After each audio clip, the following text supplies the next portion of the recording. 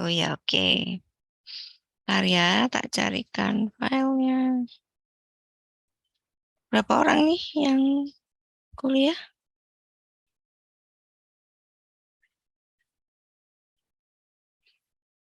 Berapa orang peserta blognya, Dek?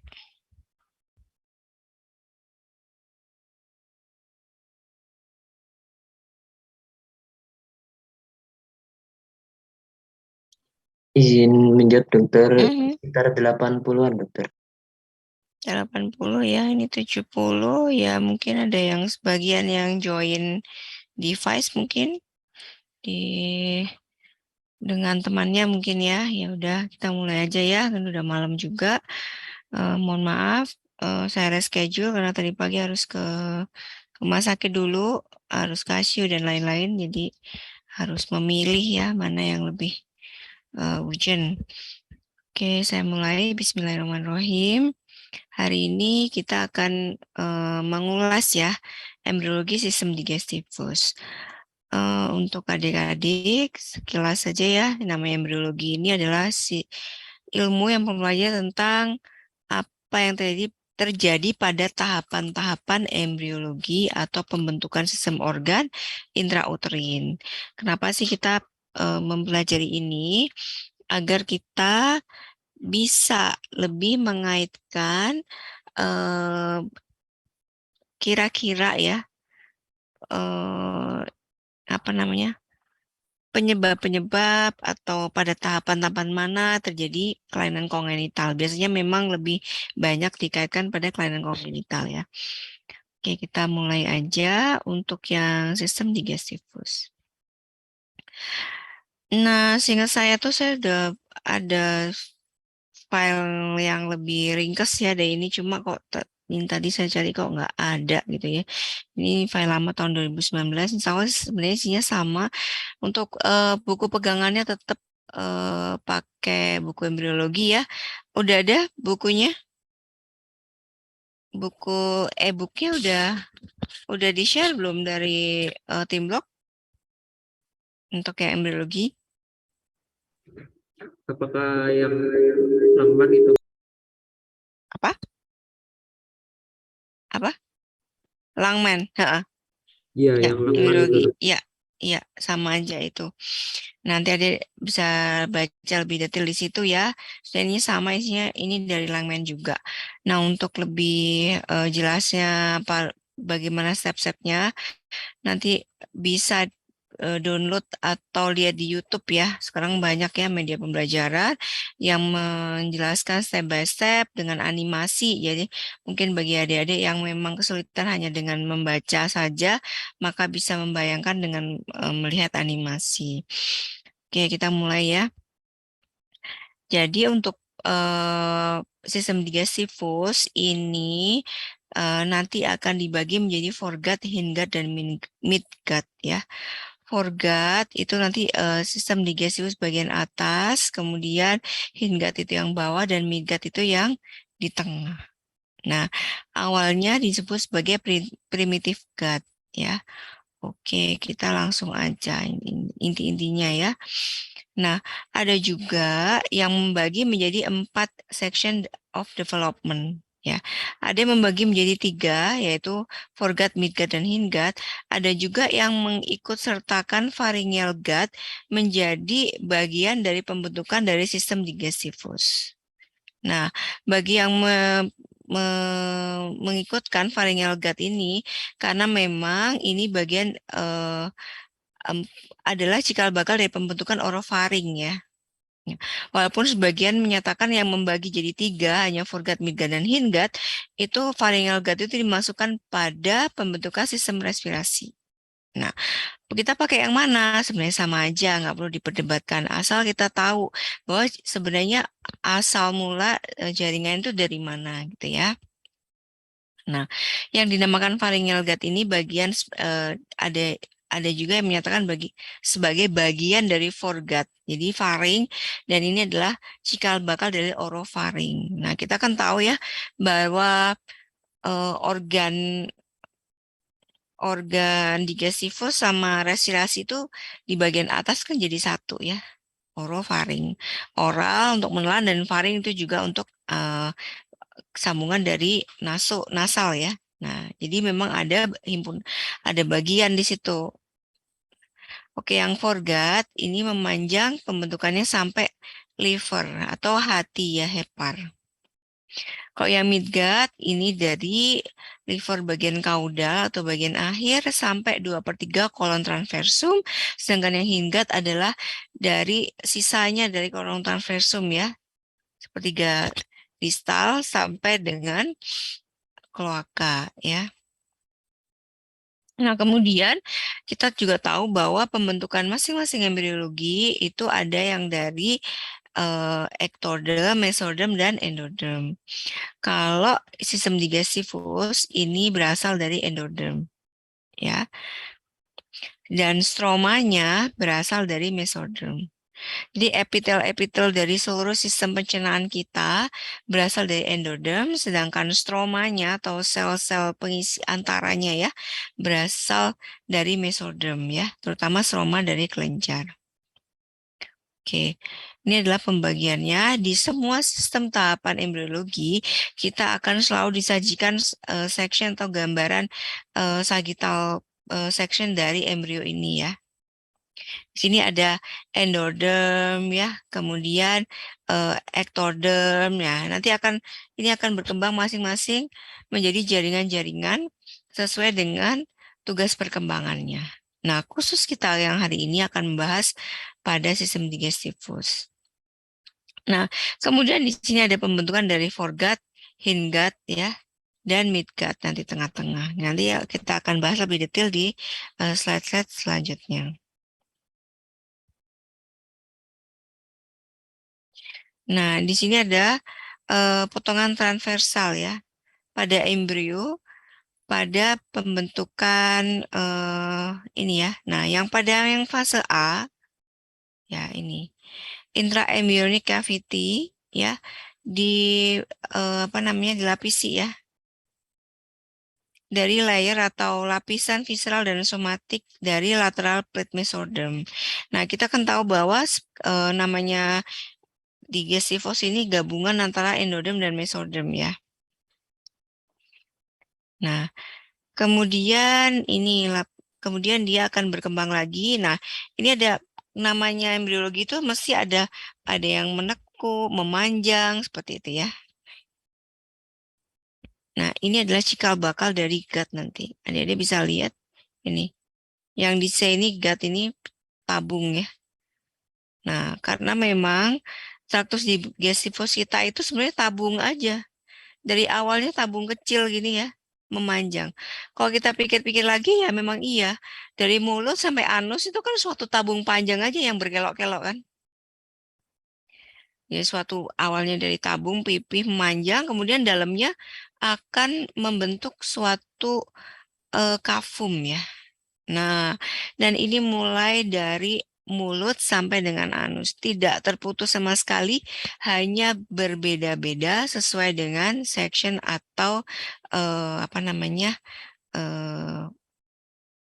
ini ya, jaringannya ya, berubah sifat. Tapi tabungnya tetap panjang. Nah, kita mulai dari esophagus. Dimulai berarti pembentukan cikal bakal dari embriologi digestivus ini adalah pada embrio minggu keempat. Ya, minggu keempat. Dari respiratory di vertical ya, di sini ada namanya langbat. Jadi dia cikal bakal dari respirasi. Nah, jadi bisa lihat. Jadi satu sebenarnya ini. Kemudian dia membelah menjadi yang depan respiratory di vertical, yang belakang adalah cikal bakal dari digestivus. Nah, ini foregut ya. Nah, kemudian dia akan membentuk lapisan di tengahnya, membagi. Dan pembagian ini haruslah sempurna. Jadi nggak boleh ada yang ketinggalan. Jadi harus benar-benar terbagi. Nah, kenapa kita mempelajari embriologi? Agar kita tahu bahwa ini gangguan pada tiap tahapan ini beresiko untuk menjadi kelainan kongenital atau kelainan bawaan atau cacat bawaan. Nah, kita bisa membayangkan nih, bagaimana sih yang terjadi hanya karena tidak terbentuk yang membran, maka nantinya saluran pernapasan kita dan saluran digestivus kita ada sambungan di sini. Bayangin kita minum tersedak ya. Kalau kita minum sebagian masuk ke paru nih. Hanya karena tidak terbentuk membran yang sempurna. Nah, oke, nanti kita lihat kelainannya seperti apa.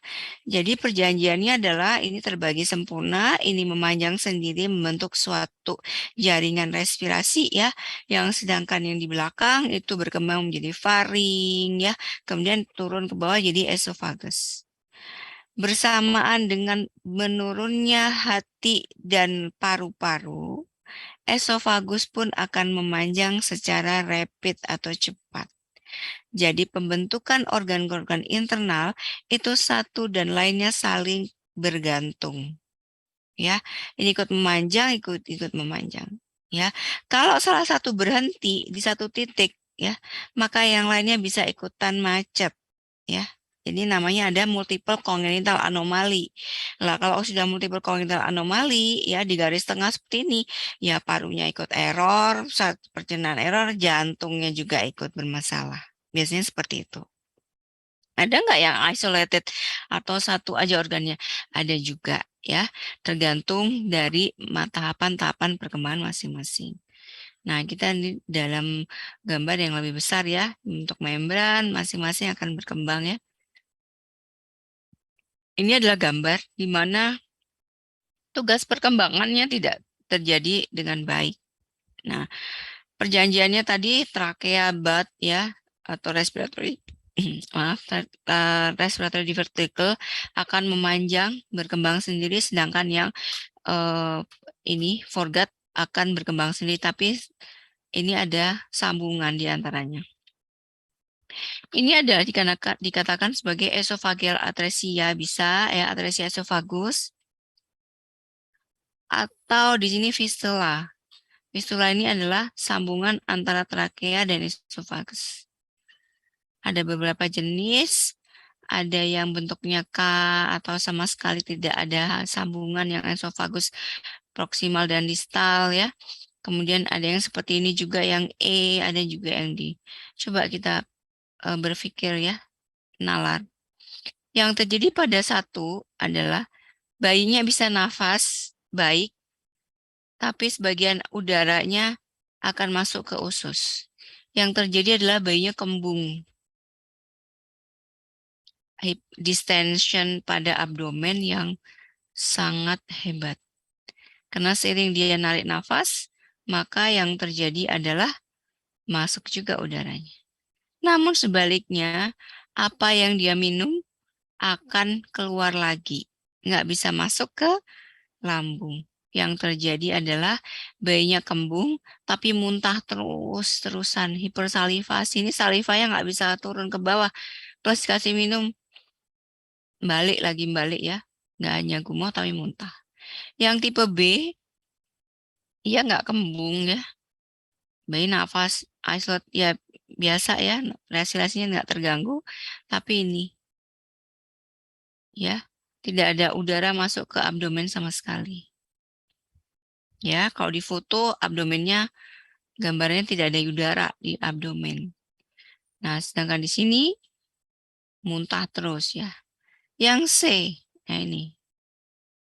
Yang terjadi adalah bayinya minum bisa, tapi bayinya sesak berat. Kenapa? Karena sebagian paru isinya air.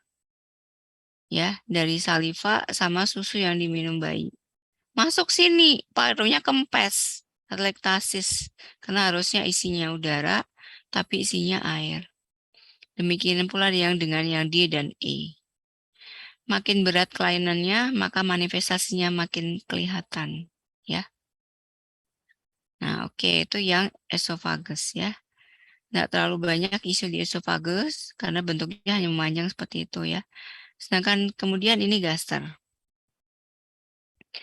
Ini juga mulai ya pada minggu keempat dia memanjang dengan cepat itu ya. Foregut memanjang dengan cepat, membagi menjadi esophagus, kemudian dengan gaster seperti itu. Awalnya tabung panjang aja ya, kemudian dia berputar, berotasi. Memiliki different rates of growth. Jadi kalau di sini dia lebih banyak setelah berotasi, kemudian yang bagian sebelah sini ya, sebelah kiri, maka terjadi pelebaran yang lebih rapid dibandingkan yang sebelah kanan. Kemudian selain dia berotasi melebar yang sebelah kanan, sebelah kiri, kemudian dia akan berputar lagi naik ke atas. Jadi dia memiliki masih ada aksis ya. Aksis pada perputaran organ-organ itu berbeda satu dengan yang lain. Nah, sehingga akhirnya mengakibatkan bentuk akhir gasser kita seperti ini. Curvatura mayor, curvatura minor gitu ya. Bentuknya ini tujuannya apa? Karena dia menampung makanan, jadi kayak ngendon gitu, kayak kayak apa ya? Suatu apa sih istilahnya? Tandon ya, nandonnya makanan di sini. Tujuannya biar ini juga tidak mudah refleks balik ke esofagus ya. Kalau mudah balik, mudah muntah dong ya. Seperti ini. Oke, next. Nih. Jadi gasser itu akan berotasi 90 derajat clockwise ya pada longitudinal axis. Aksis longitudinal itu aksis atas ke bawah nih ya. Berputar 90 derajat. Jadi yang sisi kiri jadi ke depan, sisi yang kanan jadi yang belakang. Kemudian during this rotation, the original posterior wall of the stomach grows faster. Jadi lebih cepat yang tadi ya. Jadi melebar ya, molor. Membentuk curvatura mayor atau greater dan lesser curvature.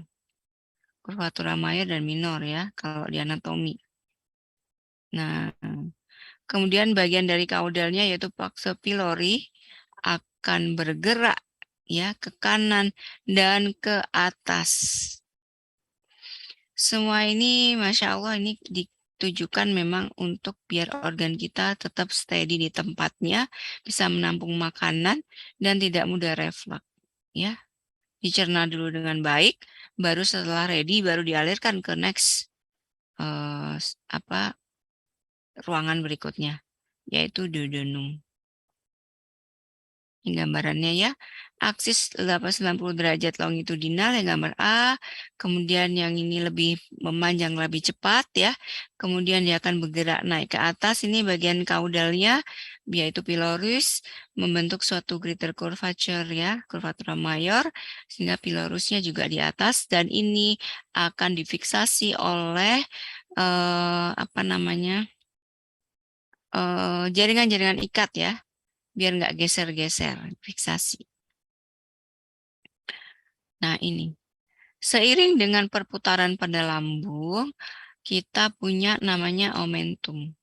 Omentum itu adalah lapisan lapis-lapis dari usus ya, yang melingkupi seluruh internal organ ya, itu ikut berotasi, dia ngikutin.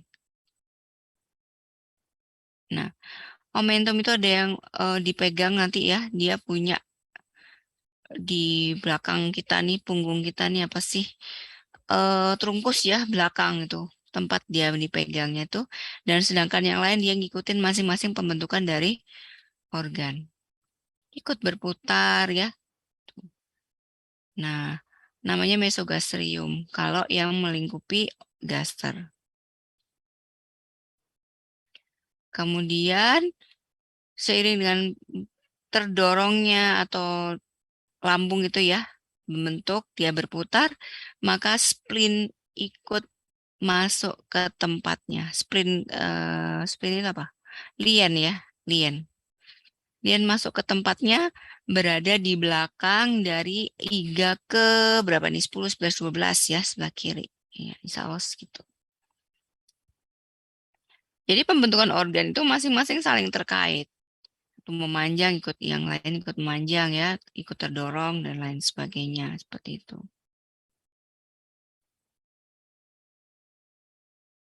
Oke.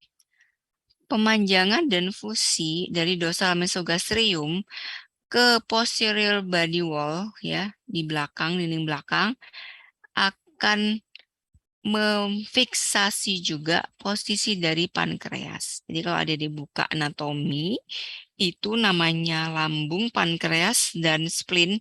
Itu kan jadi satu ya, satu regio di situ tuh.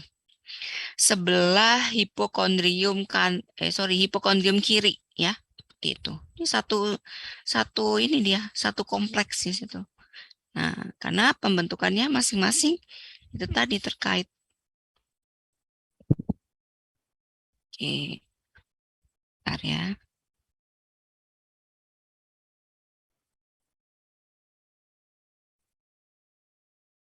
Oke, bentar ya.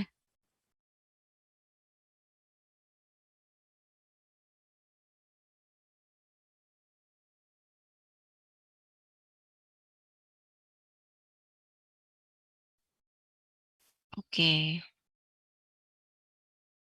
ini adik-adik ya. Kalau transfer sectionnya seperti ini kita bisa lihat nih ada gaster, ini liver ya, ini spleen ya, kecil-kecil ini. Mungkin kurang gede ya. Kemudian ini ada pankreas ya. Yang hijau ini pankreas ya. Nah, ini kan memanjang, melebar ya, berputar gitu ya. Yang lain ikutan. Nah, begitu dia nanti menempati tempatnya, ya seperti itu. Nah, spleen ini terdorong dia ke sana, pankreas juga terdorong ke situ, fiksasi di situ. Kalau lambung sudah berada di tempatnya, maka yang lainnya juga ada di tempatnya. Kita bisa melihat ada omentum ini yang melingkupi organ, dia akan bergerak ikut fleksibel seiring dengan pergerakan pada organ-organ internal. Nah, sebagai hasil dari rotasi pada lambung, ya, dengan anteroposterior axis pada longitudinal axis, maka dorsal mesogastrium itu akan berputar ya, berturun. Nah, kemudian akan membentuk loops. Nah, namanya kita akan lihat ini. Nah, itu. Hasil jadinya yang B itu ya, esophagus ya. Ini seperti ini ada curvatura mayor, curvatura minor, terus dia naik pylorus ya, kemudian duodenum seperti ini. Nah, ini greater omentum ini ya, melingkupi seluruh organ internal ya. Ada yang omentum parietal, ada yang visceral ya. Visceral dia nempel ya di situ masing-masing nggak ikut. Dan kemudian gabungan masing-masing ini dia kayak megang gitu ya. Kenapa kalau kita jungkir balik usus kita nggak ikut jumpalitan gitu ya? Karena dia dipegang. Ya, bingung dulu gimana ya waktu kecil bayangin kalau kita takut jungkir balik lari-lari kok usus kita nggak kocar-kacir gitu ya. Ternyata dipegang oleh jaringan ikat yang sangat kuat. Dia berpangkal di dinding belakang ini tubuh ya. Di depannya ini, di depannya tulang belakang ya situ. Dipegangnya di situ. Nah, sedangkan yang lain ini loose ya. Masih bisa bergerak, cuma dia ini dipegang oleh jaringan ikat ini. Kamu nanti buka anatomi akan kelihatan tuh gimana. Sekarang duodenum merupakan terminal part dari foregut ya dan cephalic part dari midgut. Dari awal mula dia akhir dari foregut dan awal mula dari midgut. Hubungan kedua ini ya bagian ini berada pada distal dari liver bud. Nah, kalau dia lambung berotasi, maka duodenum ikut berbentuk C loop. Jadi dia bentukannya C, nanti kita lihat. Ya, bentukannya C, dia ada yang fase descendant ya. Kemudian ada yang transversum sama ascendant. Nah, rapid growth dari pancreas head swing the duodenum to the right side. Jadi ikut menggeser ya duodenum ke arah kanan dari abdominal cavity. Nah, di sini ada namanya rekanalisasi. Jadi yang awalnya tuh semua organ ini solid ya. Kayak apa sih? tabung tapi dalamnya masih belum ada lubang. Nah, itu kemudian rekanalisasi membentuk lumen ya. Oke. Kemudian liver dan gallbladder. Pertengahan minggu ketiga, liver primordial dari endodermal epithelial muncul pada ujung distal dari foregut. Jadi kemudian rapid proliferating cell yang akan berpenetrasi ke septum transversum dan kemudian akan membentuk formasi ya dari bile duct atau saluran biliar. Jadi yang namanya liver itu adalah suatu solid organ di abdomen kita ya. Solid organ di abdomen kita hanya ada liver, ada spleen gitu ya. Solid. Jadi solid itu gimana? Nggak ada lumen-lumennya, nggak ada. Dia itu padat, organ padat yang di dalamnya terdiri dari bile ducts atau saluran-saluran empedu. Kemudian di distalnya akan membentuk gallbladder dan ductus cysticus. Kita lihat. Ini adik-adik ya. Stomach atau apa namanya gaster ya. Ini dorsal pancreatic bud, ini ventral pancreatic bud. Jadi dia tuh akan membentuk ini liver bud, seperti ini gallbladder. Nah, hasil airnya seperti ini. Nah, ini yang ventral pancreatic bud sama dorsal pancreatic bud akan bersatu ya, menempel menjadi pankreas. Sehingga nanti pankreas kita kelihatannya satu organ, tapi ternyata menjadi dua lobus. Yang pertama adalah yang besar ini, yang satu yang kecil. Sehingga nanti ductus pankreas kita juga ada dua, ductus pancreaticus mayor dan ductus pancreaticus minor atau Santorini dan Wirsung. Yang keduanya akan bermuara pada duodenum pars descendant di sini ya, mengalirkan juga bile duct. Nah, di sini sambungan dari pankreas itu adalah bergabung dengan ductus dari bile duct hepar ya. Nah, kita akan lihat di sini dari hepatic ductus, kemudian ductus cysticus, ini ada ductus cysticus ya, kemudian bergabung jadi ductus choledocus, kemudian bergabung dengan ductus dari pancreaticus mayor dan minor, kemudian masuk ke sphincter Oddi di apa namanya duodenum pars descendant. Nah, apa yang terjadi jika perputaran pada periode ini tidak berjalan sempurna? Maka yang harusnya ini yang depan ya, ventral sama dorsal jadi satu, maka kadang perputarannya nggak tepat. Jadi ini bukannya lubang tapi kejirat di sini ya. Jadi pankreas anulare. Jadi di sini membentuk satu malah keikat ya. Duodenumnya keikat dengan perputaran pankreas yang salah berputar, itu bisa ya. Ya akan kita lihat. Nah, kemudian ini oke ya, kalau sorry. Udah jelas ini ya.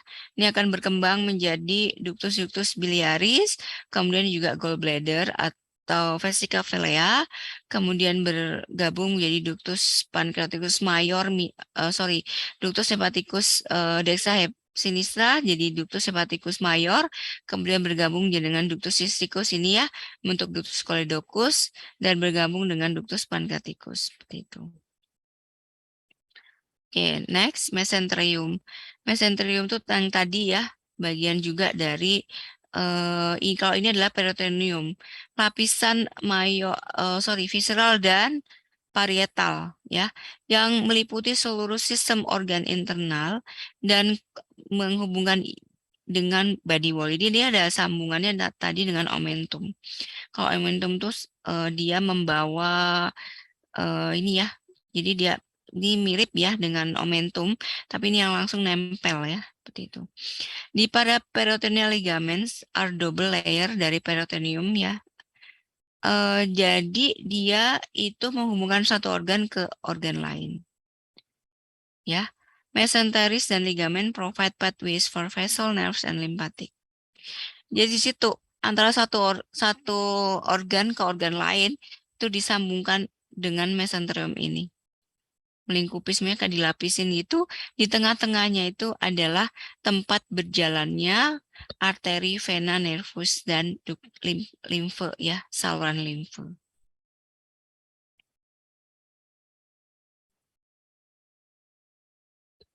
Nih, jadi berjalannya vaskularisasi pada internal organ itu difasilitasi oleh mesenterium. Sekarang midgut ya. Midgut itu terjadi pada minggu kelima embrio. Ya, di sini ada elongasi ya yang rapid dari midgut. Jadi menghasilkan primary intestinal loop. Nah, di mana terjadinya dia yang rapid? Nah, pada suatu titik ya, dia itu karena pemanjangannya sangat rapid ya, akan terjadi elongasi, rotasi, dan lain-lain bukan di dalam tubuh bayi tapi di luar, di cairan amnion. Dia berkembang menjadi duodenum, jejunum, dan part of ileum. Kemudian nanti pada waktunya dia akan masuk kembali ke dalam internal, menjadi internal organ.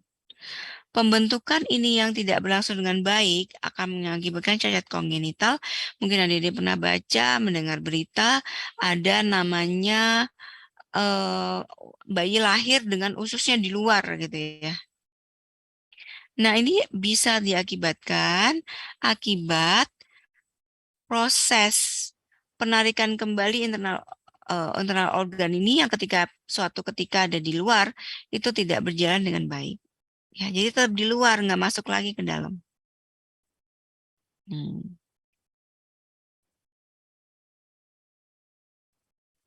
Jadi dia berkembang ya, berputar, memanjang ya, kemudian dia akan kembali ke internal organ. Nah, midgut rotation. Coincident dari growth of in length, the primary intestinal loop rotates around an axis formed by superior mesenteric artery. Jadi aksisnya justru dari mesenteric artery. Rotasinya counterclockwise ya, hampir 270 derajat saat komplit. During the rotation, ada elongation dari small intestine loops akan terus berlanjut membentuk jejunum dan ileum. Nah, bayangin kalau dia salah berputar, yang terjadi apa? Organ abdomennya ikut salah. Jadi kalau kita punya hepar di kanan, ya gaster di kiri. Tapi kalau ada aksis perputaran ini tidak berlangsung dengan baik, maka ada namanya situs inversus. Situs inversus itu kelainan bawaan, di mana organnya bayi kebalik, ya. Kebalik itu heparnya di kiri. Nah, gitu gimana tuh? Ya akan terjadi banyak sekali masalah ya. Karena kalau kayak gitu sebagian akan terjerat oleh satu organ terjerat oleh organ yang lain biasanya. Ini pasase feses, udara dan lain-lain juga tidak akan terjadi. Biasanya terjadi obstruksi ya. Ada obstruksi pada abdomen mengakibatkan kegawatan ya pada bayi. Nah ini, dia berputar, memanjang ya. Kemudian ini hasil akhirnya menempati tempatnya masing-masing dengan bentuknya C loop pada duodenum, bentuknya C ya. Dari ini si gaster ya. Terus C pada duodenum, ileum jejunum tuh ya wis muter-muter gitu ya. Kemudian akan endingnya di sini ada masuk ke dalam kolon ya, cecum dulu, kolon ascendant, transversum, dan kolon descendant. Kolon ini adalah dikatakan sebagai fiksasi pada internal organ. Di sini dia memang seperti itu. Jadi dia memang terfiksasi di sini. Difiksasi oleh ligamen-ligamen tertentu. Jadi fix seperti ini. Nah, kalau dia berputar, putarannya nggak tepat, nggak ngikutin aksis yang betul, maka organ internalnya kacau. Jadi kebalik ya, kebalik organnya hepat di mana. Nah, tapi sebagian karena sudah terfiksasi oleh jaringan ikat atau ligamen, ya, jadi satu menjerat yang lain ya. Ini. Large intestine ya. Jadi usus besar tidak ikut dalam coiling fenomen. Coiling fenomen itu yang berputar-putar 27 derajat pada hasil airnya itu ya, memanjang, berputar-putar ya. Yang ikut coiling itu adalah ileum yeyenum ya, seperti itu. Jadi large intestine itu tidak atau usus besar tidak ikut ya. Rotasi saat herniasi itu sekitar 90 derajat dan ketika kembali ya ke dalam abdominal cavity ya. Jadi dia tuh saat coiling fenomen itu dia berputar-berputar ya. Nah, pada akhirnya itu total 270 derajat. Dikatakan seperti itu. Nah, saat minggu ke-10, herniasi intestinal loop akan kembali ke abdominal cavity seperti yang sudah saya jelaskan tadi. Jadi pada minggu ke-10, jadi coiling. Jadi mulai minggu ke-5 sampai minggu 10 ya, berarti pembentukan usus-usus halus ini ya sama usus besar dan ini akan kembali ke abdominal cavity. Faktornya apa sih kok bisa kembali? Sampai sekarang tuh faktor-faktor epidemiologinya belum bisa terkuak ya dengan jelas ya. Apa sih yang menginisiasi kenapa kapan dia kembali, kapan dia mulai coiling itu nggak tahu sebenarnya. Nah, biasanya memang ada inisiatif faktor ya dirilis oleh growth factor dan lain-lain, tapi bendanya apa sampai sekarang masih belum ketahuan tuh apa. Jadi dikatakan sebagian dikarenakan regresi dari mesonephric kidney. Nah, ini pembentukan organ abdomen itu yang bagian apa namanya digestifus itu terkait juga dengan pembentukan pada sistem urogenital ya sebagian nanti ikut ikut bersama-sama gitu ya. Nah, dikatakan regresi dari ini mesonephric kidney ya akan mereduksi dari pertumbuhan liver dan ini ada juga pengaruh dari ekspansi dari abdominal cavity. Maksudnya gimana tuh? Nah, kalau perutnya itu abdominal cavity-nya makin mengembang, maka di dalam kan ada cukup banyak rongga ya. Yang tadi kan sempit karena coilingnya tuh banyak berputar-putar memanjang ya. Nggak cukup intraabdomen, dia keluar. Nah, begitu kafum abdomen terbentuk dengan lebih baik ya, otot-ototnya terbentuk dan lain-lain, maka saatnya usus luar yang di luar tuh kembali ke dalam. Nah, bisa dibayangin ya. Jadi di suatu masa epidemiologi itu pada mulai minggu 10 sampai minggu ke-5 sampai minggu 10, usus kita tuh udah di luar pembentukannya, di luar dari abdominal cavity, jadi di amnion. Tuh. Nah, pada minggu 10 dia kembali masuk ke dalam. Nah, kemudian ini ada namanya appendicitis atau usus buntu orang bilangnya ya. Sampai sekarang peran dari usus buntu ini nggak jelas ini apa sebenarnya dikatakan hanya sisa ya, sisa dari jaringan pertumbuhan tapi fungsinya apa juga masih belum tahu. Nah, ini ikut ikut ikut bertumbuh dia ya, jelas ikut bertumbuh, posisinya bisa macam-macam, variasinya ada banyak. Nggak akan kita bahas lebih detail. Kemudian hindgut. Hindgut ini adalah akhir dari sistem digestifus. Mulai dari sepertiga distal dari kolon transversum, kemudian descending colon, sigmoid, rectum, dan upper part dari anal kanal. Dan endoderm dari hindgut akan membentuk internal lining dari bladder dan uretra. Pada suatu masa hindgut kita bersatu dengan status dengan organ urogenital ya, membentuk kloaka. Jadi di suatu ketika itu ya sistem pembuangan dari urin ya, digestifus ya, kemudian dari sistem genital itu muaranya satu yaitu di kloaka. Jadi kloaka tuh mirip punyanya unggas ya. Jadi mau keluar telur, keluar dari cairan ekskresi dari sistem urinerinya atau dari sifusnya jadi satu lubangnya. Kalau kita kan beda-beda ya. Nah, kemudian nih contohnya, nih kloaka ya, di A ini kloaka ya. Kemudian nanti dia akan membagi masing-masing digestivus sendiri, urologi sendiri, kemudian genitalis sendiri. Sehingga membentuk suatu organ-organ yang sistemnya mandiri. Nah, gimana kalau yang terjadi kalau pada titik ini pembentukannya nggak sempurna, akan menyebabkan kecacatannya, cacat bawaan ya. Cacat bawaannya gimana? Ya muara dari digestivusnya bisa aja muaranya di vagina ya, membentuk fistel misalkan seperti itu. Atau dari uretra masuk ke vagina ya, atau dari ke mana? Ke vesika urinaria ada sambungan dengan digestivus seperti itu. Bisa. Jadi itu biasanya mengakibatkan infeksi berat ya pada bayi ya. Karena kalau udah kecampuran dari digestivus pasti kan organnya akan sangat kotor ya karena isinya traktus digestivus kita adalah bakteri. Seperti itu.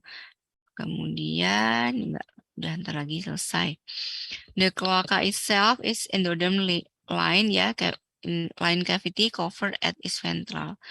Kemudian nanti dia bergabung dengan jaringan ektoderm. Ektoderm dari kulit ya. Nah, kulit dari perineum anus itu dari ektoderm.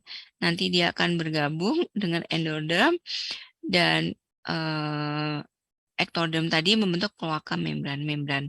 Jadi keluarnya anus kita tuh gabungan antara endoderm dan ektoderm. Nah, harusnya itu akan membentuk suatu lumen ya yang nggak terputus. Nah, ada kalanya membrannya tuh nggak ruptur. Jadi namanya atresia ani, nggak ada lubang ya. Atresia, tidak terbentuk anus.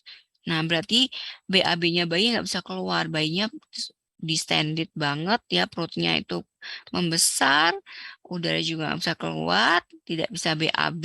Nah, ini adalah situ operasi harus dibuat saluran ya, yang sesegera mungkin kalau enggak bayinya jatuh dalam kondisi infeksi berat. Oke, sampai sini dulu.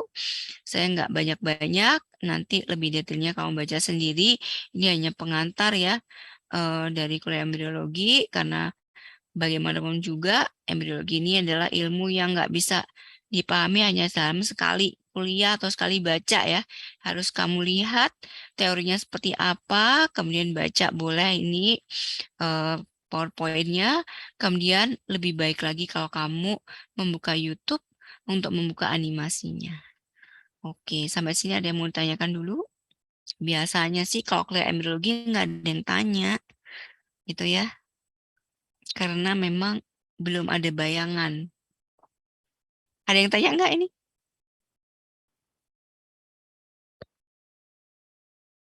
Mungkin tidak ada dokter. Tidak ada ya, ya sudah saya duga sih. Pertama udah malam, yang kedua juga topiknya embriologi biasanya dia belum ada bayangan ya.